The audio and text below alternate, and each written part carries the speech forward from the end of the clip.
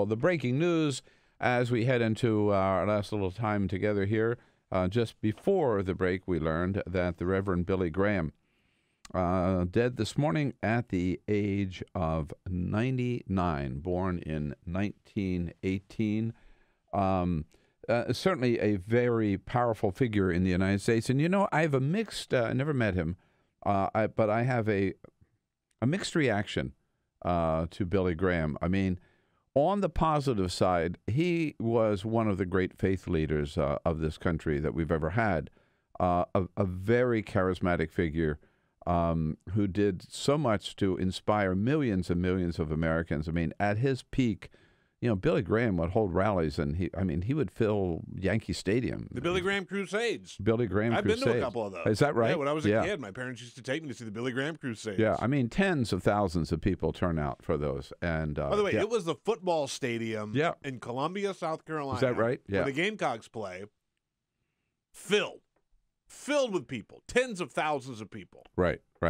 And it was real, you know, and he was real, and he really did with a very powerful, upbeat message, and took those rallies and that crusade all across the country. I'm not sure. I don't think there's anybody today who could do what Billy Graham did then, who has that kind of appeal, that kind of presence, that kind of a powerful message, and so he'll certainly be remembered for that. I think the negative is that he'll also be remembered for the person who really started us down this path of, mixing religion and politics, and sort of tearing down the wall of separation between church and state. Because Billy Graham, maybe, you know, again, it's this magic of that access to the powerful politicians, but he really became best buddy with a total skunk, a total non-religious person by the name of Richard Nixon, a horrible president. And Billy Graham became one of his best friends and loved hanging out with him at the White House and defended him till the end. Watergate, all of that stuff, Billy Graham was still right there alongside of Richard Nixon, publicly defending him. So, and I think he did the faith movement a lot of harm and a lot of disservice, by the way, which continues to today, that the evangelical community today, starting, again, I think it started right there with Billy Graham.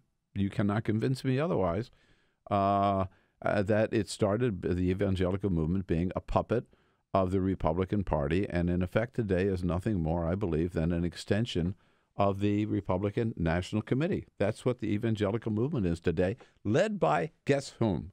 Franklin Graham, Billy Graham's son, who has gone right down the path and who now defends Donald Trump, by the way, for things that were worse than what Richard Nixon did. Certainly when it comes to personal ethics, when it comes to Christian values, I have to say Donald Trump a lot worse than Richard Nixon. And Franklin Graham, all this stuff, the sexual assault,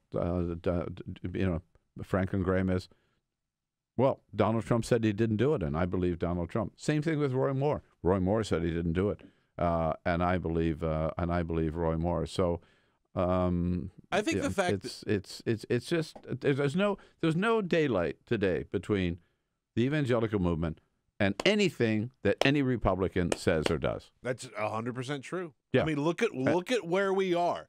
Look at what we have now, right? I have this conversation with my religious parents all the time. We have the most hedonistic, morally bankrupt human that we've ever had as president.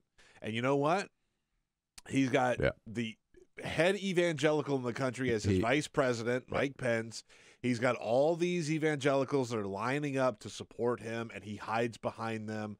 And that's now the blueprint, right? Like, totally. Nixon did it with Billy Graham. Yep. And it started with Billy Graham.